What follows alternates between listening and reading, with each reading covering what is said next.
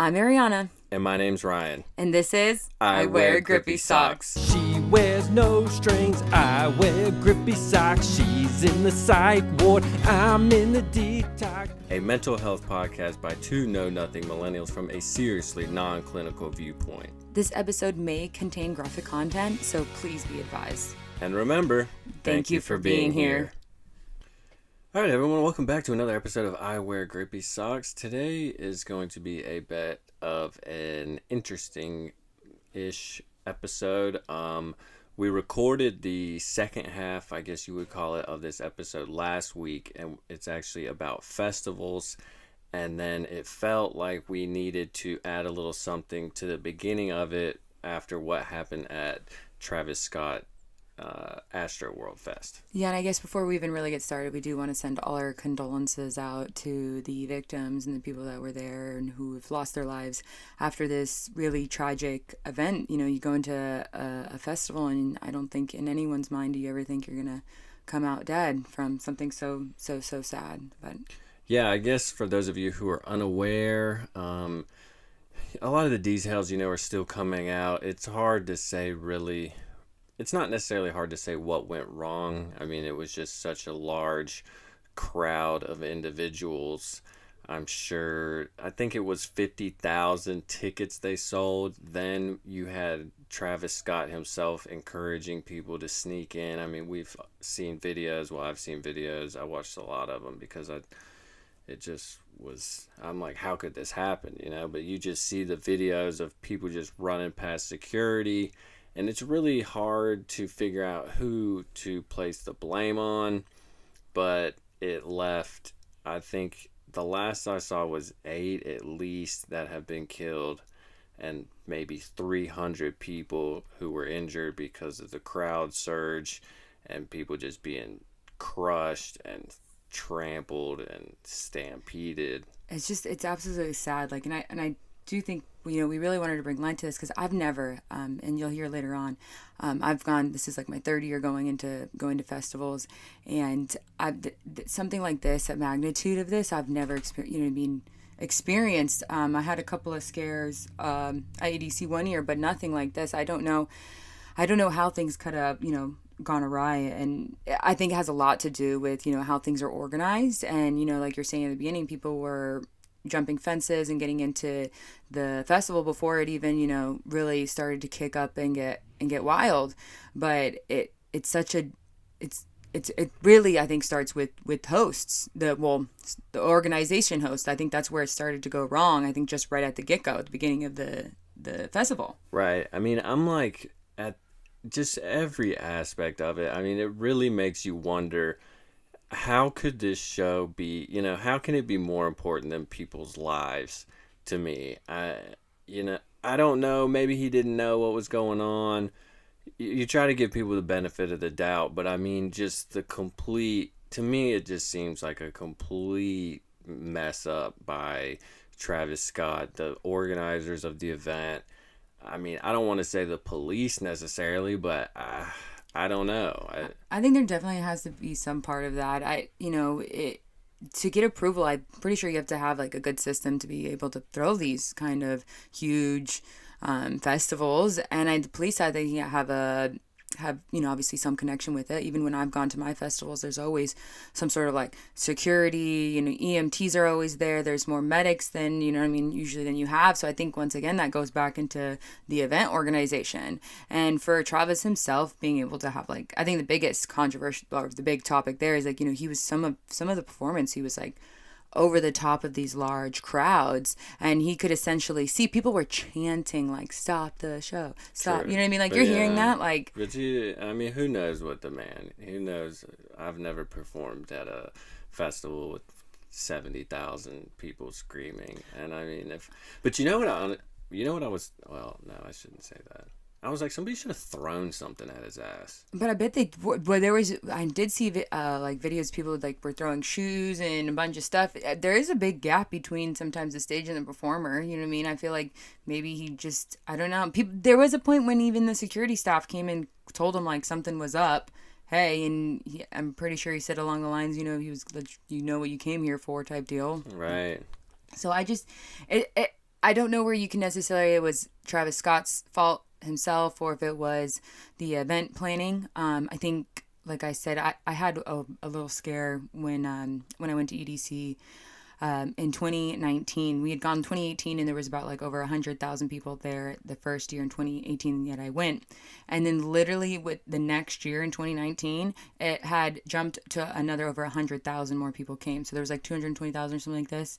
So there was a big influx. And I feel like you could tell though by the organization of the actual event that it wasn't, they weren't maybe necessarily fully prepared. Like we were trying to go to the bathrooms and just like the normal porta potty bathrooms kind of spaced out, but the wait to get in was kind of smaller because they had it all like roped off. There's only one way to go in and go out. So people were trying to get in, go out in between sets.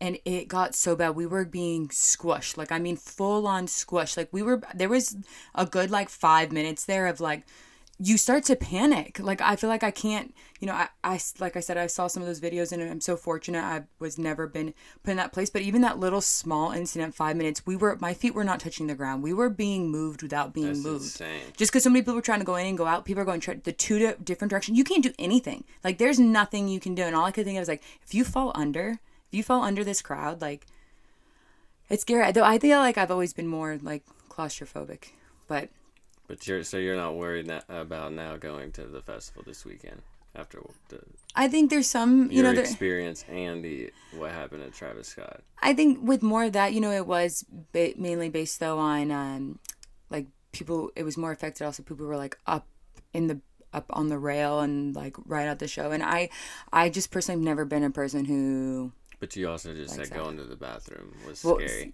Well, that's why. See, I hope though, like EDC has also like Insomniac is the event host that actually puts EDC on, and that they learned from the the year previously. Right. And I don't know. I hope I'm not put in the situation again. Hopefully not. You'll hear we got VIP this year, so hopefully that will be maybe a difference. I know that's a privilege that some people can't. It's a privilege also to be going to any sort of festival, but let alone obviously VIP. But we'll see. I don't know. I think it was important that we bring. This is a topic that needs to be talked about either with celebrities. Right. I don't know if that was a celebrity issue. I know that it adds a little extra oomph with this whole Travis Scott thing, him being, with Kylie Jenner. So I don't know what changes from here. I'm skeptical there will be any sort of justice to these people. It's truly heartbreaking, but I don't know. I mean, at the same time, I don't know. It's very weird if you. I mean, you just don't expect to go to. I don't know. You don't expect to go to a festival to die. No, you don't. But then he was on stage. He's like, "You know what you came here to do? I want to feel the earth shake or something." It's like, well, I guess. I don't. It's hard. It's hard. I think, like you guys will hear as well. Like festivals, there's always some known influence, and you're under the influence for the most part. No matter whatever you're on, you're generally under the influence of something, and I think that has an effect. Even maybe the celebrities or the performers who are performing. Who knows? I don't know. Right. Maybe there was some input there. I don't know. But for sure, someone needs to be held accountable for these actions that happened this past weekend.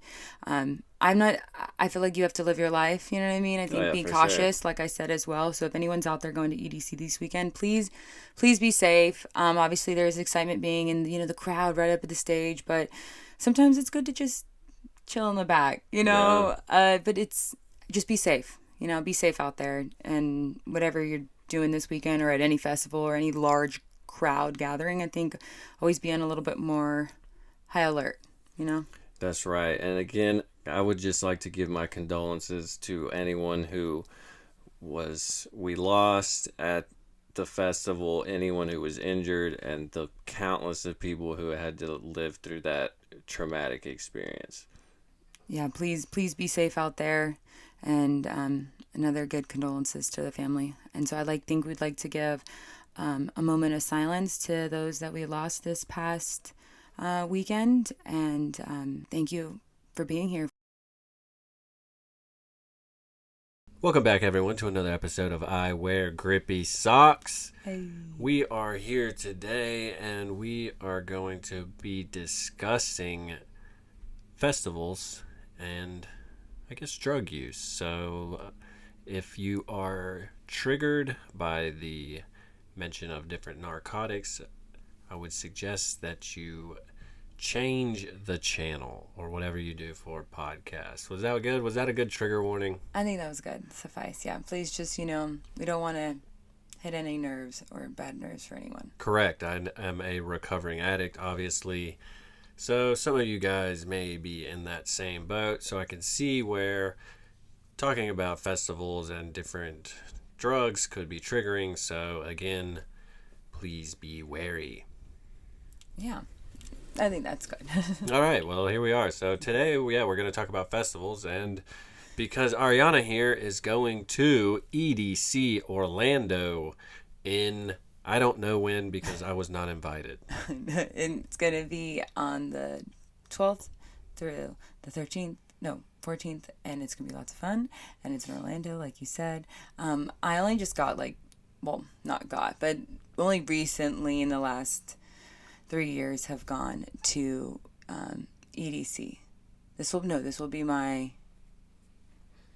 third EDC. No, second. Oh my God, sorry, my brain. Oh my second, gosh. Only a second. But we did other festivals because what's throwing me off is because COVID. Right. We were supposed to go last year and then we didn't go that year. And so we only went the 1 year. And we were like, we're going again. It was so much fun. And then actually my boyfriend surprised me and we got VIP this year. So that's very nice. We're splurging. Little birthday present for yourselves, is it not? Yeah, that's our usual annual birthday present kind of gift to each other. We had decided that it was going to be that. So it's going to be interesting, and I'm super excited, and it's also been very weird and strange to kind of be talking and getting excited about EDC because what kind of goes along with it. EDC does stand for Electric Daisy Carnival. Okay. You don't know. I wasn't sure what that stood for. Yeah. It's a festival where it's very light interactive. It's kind of known that everyone's going to be on some form of drugs. Like I said, I had only been getting into it the last couple of years. So I'm 27, and I feel like it was a really kind of big thing to do when I was in college. I feel like a lot of people would go into Ultra, which is in Miami, and EDC, which is obviously in Orlando, and people were doing Bonnaroo, which is a camping festival in Tennessee, and there's all these other ones.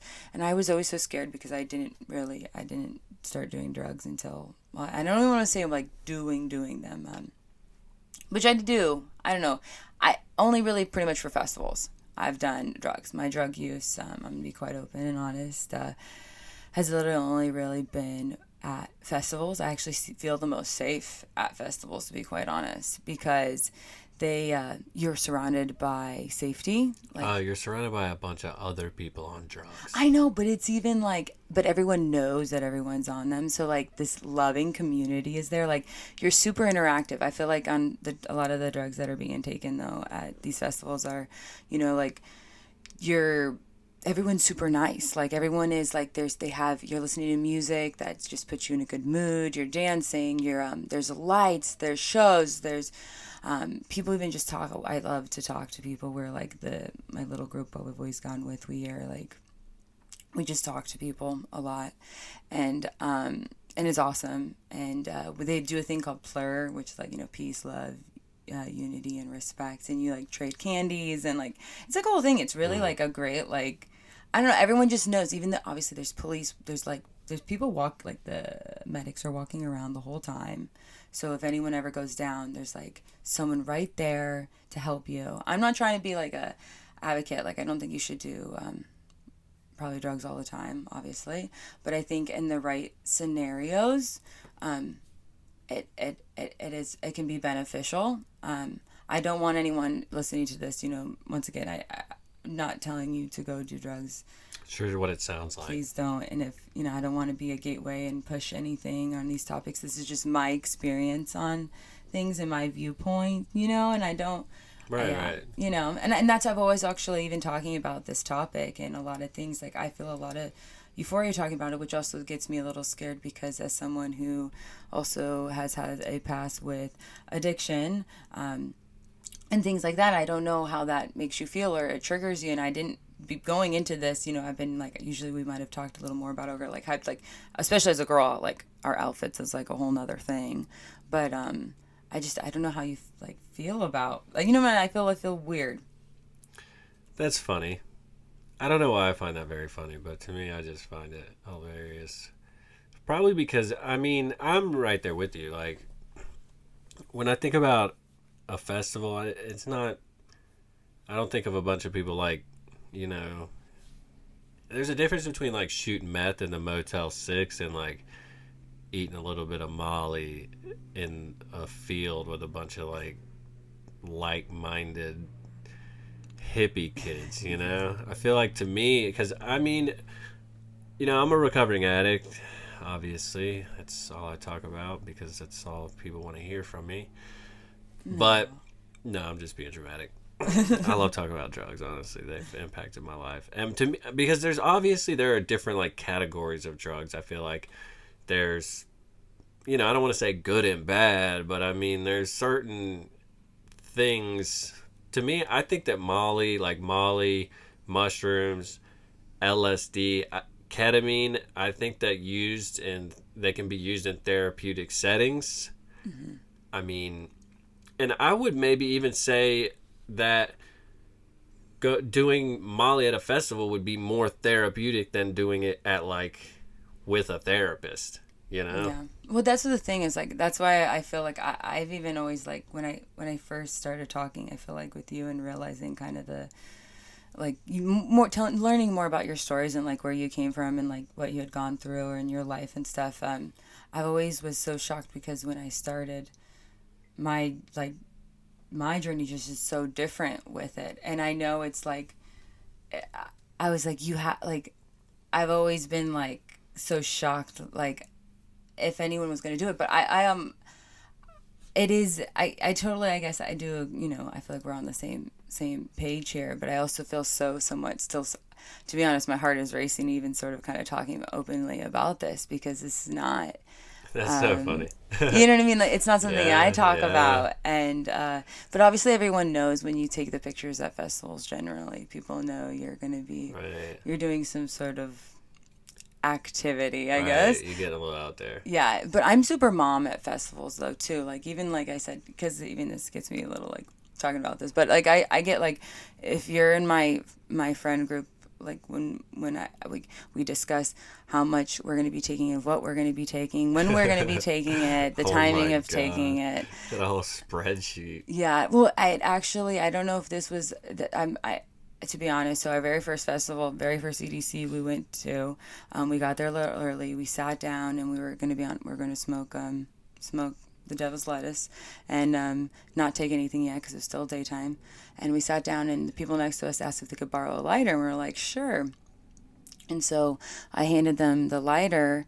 I mean, my boyfriend handed them to the lighter, and then, you know, a couple minutes I gave it back, and then within like couple of minutes, the gentleman who just asked for the lighter was seizing, and it completely, like, I'm talking about like scary. That's not ideal. No, it was not. It was super scary. It was like, that's, I mean, so scary. This is our first like big festival. Oh my god! And I wasn't really into, like, I hadn't really tried, like, I had done it like once or twice before going, and I was super like, holy crap. So it immediately was like, I think it was a good thing. And I'm sorry, like, the guy ended up, like, the medics were there immediately. He was taken off. The girlfriend was there. It was super scary because it was just it was the girlfriend and the boyfriend or whatever. It were the two of them. And she was like, it was super scary. It was like, yeah, I believe it. It scared me straight, for sure. So like, I felt like that put a level of expectations on, like, at least for me, right, of like how serious when doing drugs or whatever I was going to take, how serious it was. And so the decision that I'm doing to do it is you know what I mean? Like, I need to be smart about it, and I'm going to be Right. smart about it. So, like, I guess it was a blessing and a curse, and I never knew if, obviously, and I hope that gentleman was A-okay. But that's also why it's so great about festivals is that you have immediate attention. I mean, within, like I said, seconds. They have ambulance. It's kind of like sad. I don't know. It's bittersweet, but they have ambulances, like literally just lined up, ready to go, like ready for that's the how it next should be, person to go really. to the hospital if it needs to happen. People are gonna do it regardless, so you might as well have some damn paramedics on Yeah, standby. and like it's obviously everyone all knows like what's obviously going on, and so it's like it's really a weird, bizarre, but it's also awesome because, like I said, though, it's set up for like people to be in those like, you know. Plus, it's zones. probably super high. I could see, I don't think we had really like, I don't know any festivals that were like nearby. Around I don't really you. know anyone who went to festivals. I never probably would have went to festivals because then that's less than I could have spent on drugs. So it's like, well, really, Right. I just spent. Yeah, people spend lots of money. Right. I feel like I just spent all my money on drugs. So it's like, really, every day was a festival. I used to order Molly. One time I bought Molly off the dark web from the Netherlands because I was like, I want to try real Molly because a lot of times I feel like the Molly was really just meth. Mm-hmm. And then, like, I just did it. I remember doing it, like, when I was doing HVAC, I was just, like, up in the attic, just, like, rolling. Shit, I was like, I don't know, this is maybe, a little too much. this might be what some people would call an addiction. Just a tad. When you're just out really doing whatever at any point in time for But I no think- what's reason. But I guess where the scary point is, though, too, is also with like, is this like when people do the festivals? Is it how far does it get in? Are things like this though? Because I think you do have a point. You weren't like around a lot of it. Florida, like I said, the two major ones in Florida is Ultra, which is huge, and EDC, which is also now ginormous. It feels like there's a bunch of other small ones throughout Florida, and I bet there's probably some in North Carolina, but I feel like I would Florida is imagine. probably a big hub. I don't know, but I don't know if what really like how much does those starting festivals, does it change people's lives? Are a lot of more people, and I feel like it does, because to be honest, I do have a lot of friends who post, and obviously no one really talks, I feel like, about obviously specifically what's happening at the festival or what you're taking or doing, but it's like, no, and like if you're pretty much at the festival, you're probably under some sort of influence. Well, And hopefully. Or what are you doing there? Give me your ticket if you're not on something. I don't know. You're I just bet in there people do sober something. listening to the damn vibrations of the music. I bet people like it. Or they could just be drinking. If that doesn't count as a drug, I think it should be counted as a drug, but that's... Now, that one time I was down here for like New Year's Eve. It wasn't a festival, but it was just like an outdoor concert. And I was on, I think, yeah, it was on whatever I gave you that one time. Yeah. I think it was Molly, ecstasy. I don't know. I don't test anything. I test it by doing it. But I was at that outdoor show, and I swear my brain just was like overloaded for like 3 days It's too afterwards. much. Like my ears were ringing. But I felt good. It was nice. It really was. Yeah, I think it adds another level to it, to actually be honest. That first time you had given that to me, and I had never done drugs at that point. And My bad. no, but actually I held it onto it. I had no idea what it was. And this is like, I was in college at this point, and like I said, I had other friends already going to festivals, so it's not like I wasn't aware, but I had like started like already questioning, like getting into learning about it, I guess. And we didn't take it for months. I was going to take half of it and see what happened. And I was at home, and put some, we put on one of our artists that we had enjoyed listening to, and Galantis, shout out Galantis, was the very first time. And oh my God, like it was just enough that it was just like, we didn't do it, like literally it was like half of a half. Straight up. It's therapeutic, I swear. And it was crazy. And I was like, wow. And then, so the first time I ever did anything, I was at home, because I think that's best. And when I ever tried anything else, I've always been at home, first in a comfortable space. Sorry, Mom, but she was she's been a flight attendant the last several years. So when she would go away, and we live on a nice little piece of High Tea Farm's got a little nice little piece of land here-ish, and it's really actually really nice. We have a hammock out back, we have lights, we have the garage, we have it all set up to kind of be a nice relaxed zone. Just more retreat vibe, I feel like. I don't know, but and so anytime I ever did anything, I was always in a good space. So, and I don't know if I would want to be out in a party doing something new for the first time. That would, I think, scare me. But I think that's just once again the mom thing, because I was just also like subjected to, not subjected, because well, sort of, I guess, I don't know, I watched something very intimidating for the first time when I started, when I really was going to get into it. It was like the very first thing I saw. So I think that probably had plays into some of my like anxiety, definitely probably around like drug use and makes drugs, sense. Because I don't, like you said, I think there's a lot of things that therapeutic. I think mushrooms are right, freaking awesome. That's like when I first started really getting into, I don't know, I mean, I obviously have taken all sorts of substances, never tested substances once, not one time ever.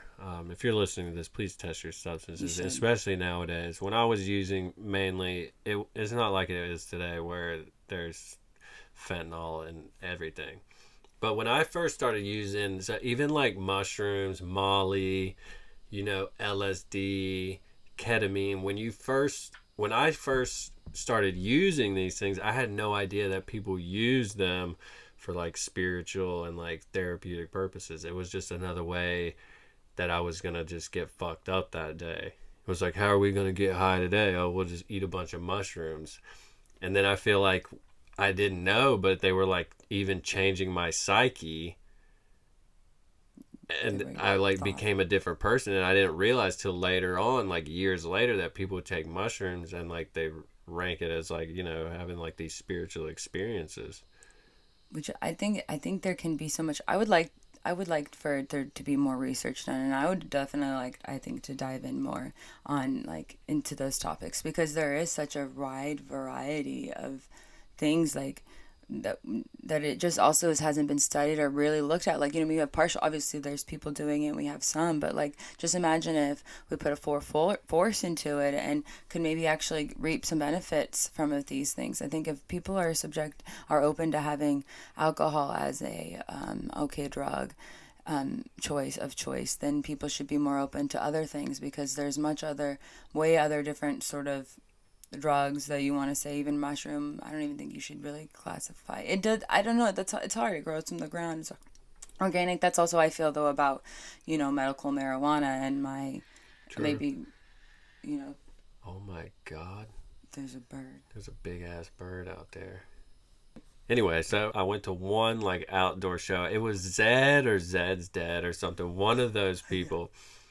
But I went to the show and I was on sassafras, and they were kind of like, what even is that? And I was like, well, it's kind of like Molly. And then right after that, someone was like, rehab is good. And I didn't realize that they were talking about, there's I guess a DJ named Rehab or whatever. I thought they were like, oh yeah, rehab is good. Like, good for you. Like, you should probably quit doing that. Why do you know what sassafras is? Rehab is good. It was hilarious. The timing could have not been more on point. I remember vibing pretty hard on the sassafras. I remember vibing pretty hard. But I think too, also, I might catch flack for this. I think if I went to a festival and I use Molly, if I use Molly in a therapeutic setting, I don't see an issue with it. I don't consider it a relapse. I would eat mushrooms.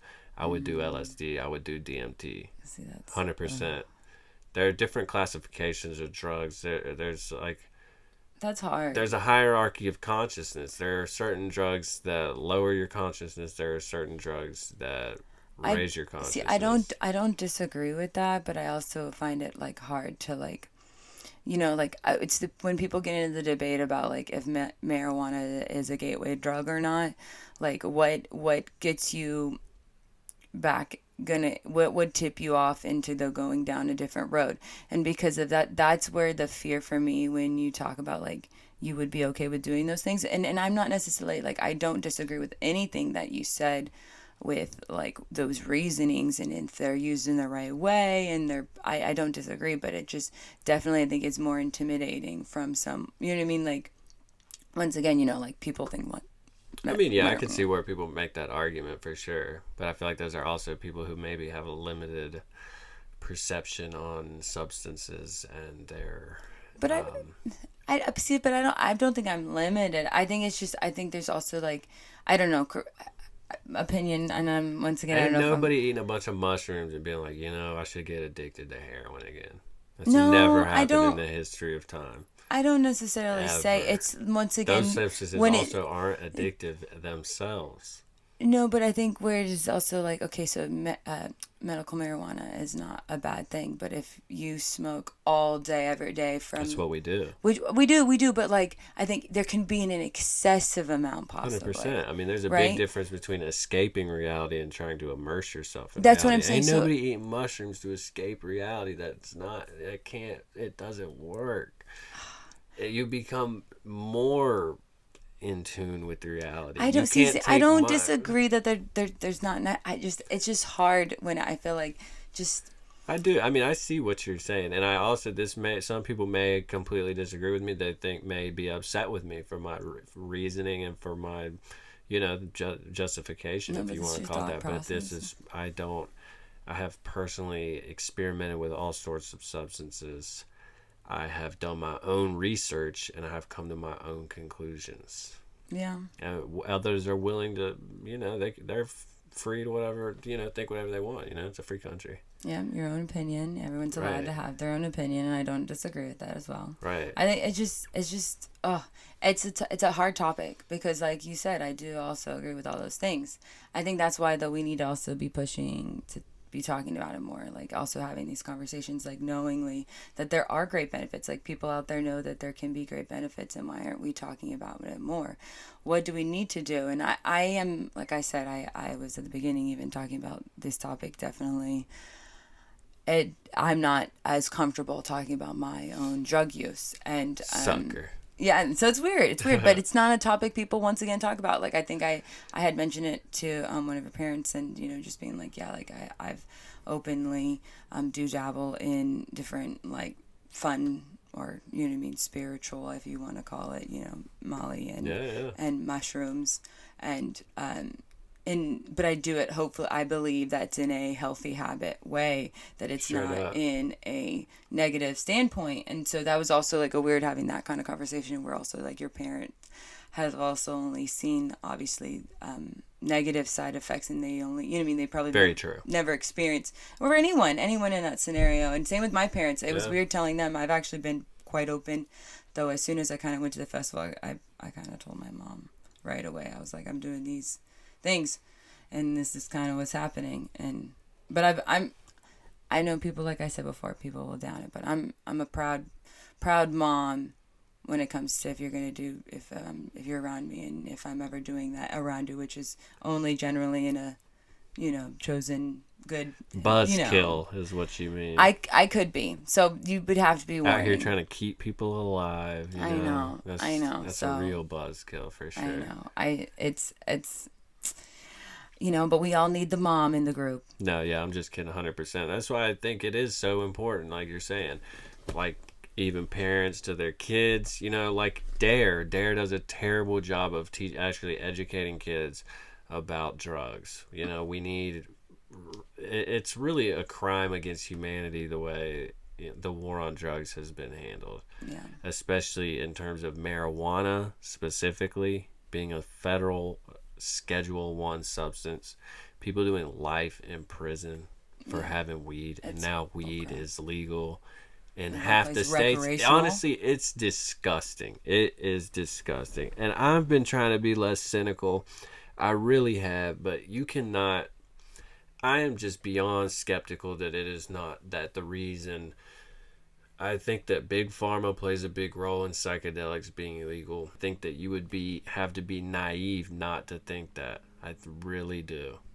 That's a hard topic there. There's so much money to be made from pharmaceutical companies pumping people full of chemicals that may or may not work. You see, I don't. Where the part there's some definitely pros and cons, I think, to the pharmaceutical industry, but there's definitely a lot of negatives, especially when it comes to what we classify as, what's okay and what is right in drug classification. And there needs to be a better scope or better look at like more things. And I don't know, is that affected by the, obviously a lot of things are regulated by the government, but what are people, what is good, what is bad? And that's the hard part to figure out and to find, I guess, or... Well, really good and bad are merely subjective. Yeah. Duality is just a figment of our imagination. And if more people could do psychedelics, we would all see that. Well, I don't know. I think definitely it's an awakening experience, and everyone should definitely go to a place where they can experience it. I don't want to push no one. This is not me telling anyone to go. Yeah, do no, anything. straight up. That'd be. Please. I mean, hopefully, Please, no once one again. listening to this, it would be like. I can't imagine listening to something and being like, "Oh yeah, I should do that." But I guess that is. No, I'm going to reiterate. Yeah, just in Right. case though. No, we don't Right. have any intent or push. This is just our Right. own thought and opinion on Right. topics, and there is a lot of I think in the world, I like to just say is everything in life is moderation. What you do, Even moderation. yes, needs moderation. No, but being moderate in life is not a bad thing. A little bit of this, a little bit of that, spicing up the life, but you got to be a mom, be your inner mom. Everyone needs your inner mom. I'm sorry. But. No, I guess that makes sense. I mean, it would be smart to be. I guess there's probably a right and wrong way to use narcotics. But the thing though too is like, I mean, when you're addicted, when you're just like don't really care if you live or die. I mean, obviously you just don't. Why? It's like, why would I test this? You know. But I feel like that's why. I mean, maybe one day I'll be able to go to a festival. I don't know. We'll see. I don't think you ever can say never say never. I think there's a lot of good role models out there. I think it's people. There's alcoholics who goes to bars all the time. That is true. And I think, that's why sometimes the people who are going through who are alcoholics or, going through the whole process and suffering, that it's so hard to, I think, when something is constantly flashed in front of your face, how you could not get through that. So I think, it's your willpower. It's about what you want as yourself and, what level of acceptance things are to you. It's just like with change, we all do things for ourselves. We have to make sure we want the best for ourselves. So whatever level the best is for yourself and you're achieving, that's the most important. And hopefully it's a positive, I feel like that's all we can do. Try to be our best. I don't know. I mean, I guess we can try. The keyword try. Yeah. I think I feel like the biggest thing I've in growth the last year I felt is just expectations of like one day at a time, and just that's the whole thing, like in our last episode talking about the hygiene. Yeah. So that's funny. That's like one of like the NA. That's like what they're saying. One of their sayings. One day at a time. It's true. You can't. Yeah, it really is. I don't think. I think. I know we'll have to probably go and talk about that stuff too. But I think there is. We can't have over expectations for ourselves, and that's what I hope we've achieved and are going to continue to achieve in this podcast, is that we keep, realistic people. You guys out there listening, that this is real, and that days aren't going to be perfect, and things aren't going to be perfect, and maybe you choose to do drugs or not do drugs or whatever they'll be, but try to be open and talk about it. Right. Because just talking about it. And, gets the point across. I think it helps. I talked about drugs as soon as I started kind of doing them with my family, sort of, kind of, at least I know it's much older, but maybe we had a better program like you were saying with DARE, or have a better system with whatever it may be. We just need to start talking about, if they are going to be doing, what's the safest way you're going to do it? How do we safely do these things? Right. Because it's out there. People are going to do it at the end of the day. Straight up. People are going to freaking do it. We need harm reduction. Yeah, exactly. So let's try to figure that out. So maybe a question would be like, how do we get better harm reduction? How do we start normalizing that topic? What do we say about, how do we also get more talking about those psychedelics that could be helping in positive ways versus even, pharmaceutical items that we've been subjected to or not. Mm-hmm. So I don't know. I'm sure we'll do a whole episode on that at some point. I think it'll be good. But thank you for listening to another episode on I Wear Grippy Socks. Yes, thank you guys. If you made it all the way through, we would really like to say we appreciate it because, well, why wouldn't we? You guys are awesome. Thank you. This is us being real. Hope you guys have a real day too. That's right. We're just trying to be authentic. We're trying our best here, people. Every day we're getting a little better. We got two headphones going today. The first time we've used two sets of headphones. So we're moving on up, trying to get a third microphone involved. But anyway, I just wanted to keep you guys updated. Yes. Thank you for the support. All right. And always, thank you for being here. Goodbye. Over and out.